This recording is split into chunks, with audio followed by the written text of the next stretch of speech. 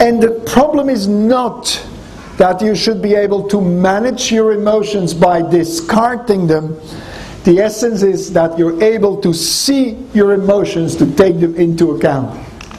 If you really want to be a manager in equilibrium, you have to be able to know your feelings, to observe them, to see them, not to discard them. You can't discard them. A company has to define what it is, its identity. If a company doesn't have values, how the hell would they be able to manage for any purpose if you don't have a purpose?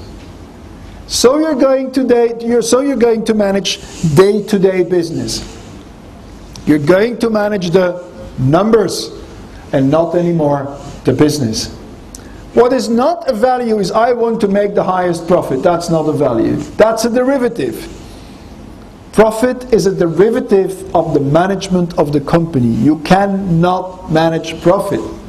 The second step is you need personalities, you need leaders, you need people to realize those values. Values are never realized by machines. Values are realized by people. And that is the reason why it is important for you, for instance, to be very attentive for your personal development.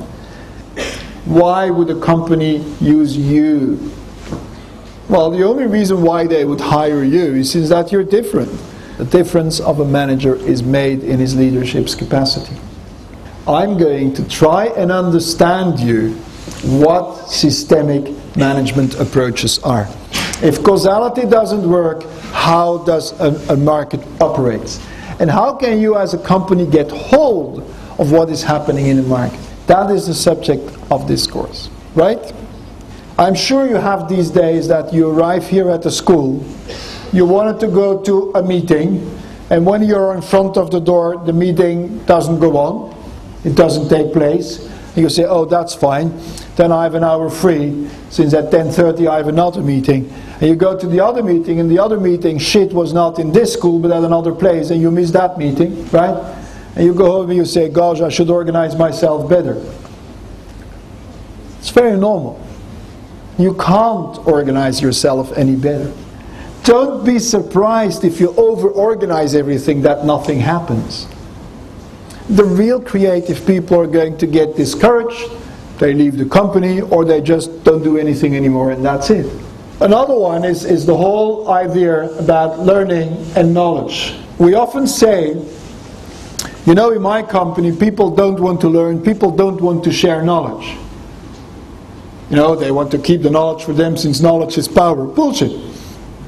Point is very simple. If you don't appreciate them to share knowledge, then they won't share knowledge. So how are you going to do that? It's very simple. I'm going to pay them for sharing. For each information they share, I'm going to pay them something. And Frank said, you're a fool, he says, since if I'm going to do that, they're not going to sell anymore. I say, but you didn't ask that to me. You asked me to give you a solution for managing knowledge. I give you a solution, and the first thing you say is that's not the solution, since they don't do something else. You didn't ask me, make it salespeople. You will get what you measure in your life. I always give this famous example of the Australian railways. When the Australian railways were privatized a number of years ago, they put strong private management on top of this before public railways. What was the problem of the Australian railways? Like all the other railways in the world, they ran late. And that smart management said, oh, I have a solution. We pay cash for every train driver that wins time during the trajectory. We pay cash a bonus at arrival. Oh, that's strong. Those amounts were interesting.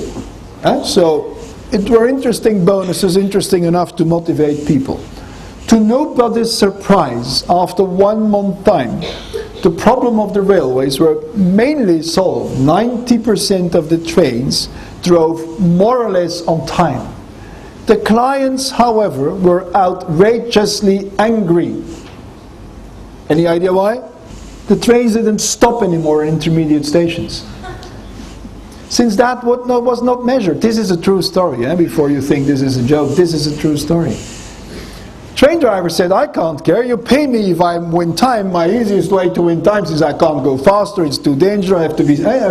all that, of course, you have to stay within security. What else can I do than not stopping in intermediate stations? And anyway, I'm not penalized for that. Off they went. So the clients were, of course, outrageously angry. The problem was, of course, not solved in reality, but on paper, the problem was solved. In the files of Sara Lee, Senseo is filed as an innovative failure. It's probably the only commercial success they have. And you know why it is filed as a failure, as an innovative failure? Since it didn't follow the procedures. There is a 35-step procedure defined. Every 7, 6, 8 steps, I don't know, there is a go, no-go decision. Senseo as a product should have been stopped twice. Since the fact that the project manager twice falsified the data, he was able to skip the go, no-go decision, and they decided to go where they should have decided according to their procedures. They should have decided to stop the project. The project manager believed in his project and he just falsified the file in order to continue. Eventually he got to the end, the product got on the market, and as I say, it's the one and only big commercial success they had. Still they considered that as a failure. This is what this course is about. How can you organize innovation differently? What is a failure? What is learning? Right? And why do things work or don't work? Right, I'm going to give you a famous example of Andersen Consulting. You know Andersen Consulting, it was one of the largest consulting companies in the world on Archer Andersen, and one of the most famous. In 3 months' time, it completely went bankrupt.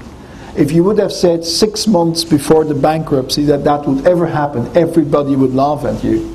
They would say, come on guys, this is impossible. How can? And it can. You have these kind of phenomena that put a snowball going. There's a very interesting process that you have to follow, which is the American pre-election. The whole Congress has roughly 1,200 members. Iowa delivers 4 of them. New Hampshire delivers another 4 of them. Florida delivers 50. California has more than 50. Why do those people spend millions and millions of their campaign on Iowa and New Hampshire? You know why?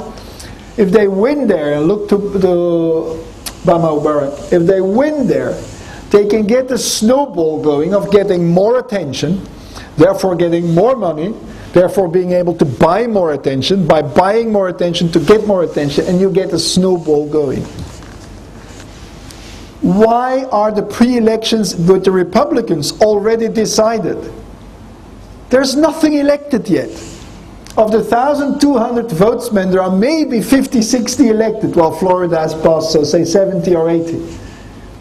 It's finished. They all withdraw. They know they have lost. About elections, eh? How democratic are elections, right? And they know that if they lose Iowa, New Hampshire, you know, the first states, they're out of the race.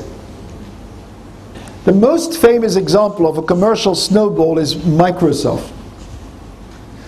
Microsoft, and you might not know that, but when DOS was probably the most lousy, technically the most lousy of these operating systems. How did it happen that all your computers today, except the Macs, work with DOS? Very simple. Since at a certain point of time, IBM chose DOS as their operating system.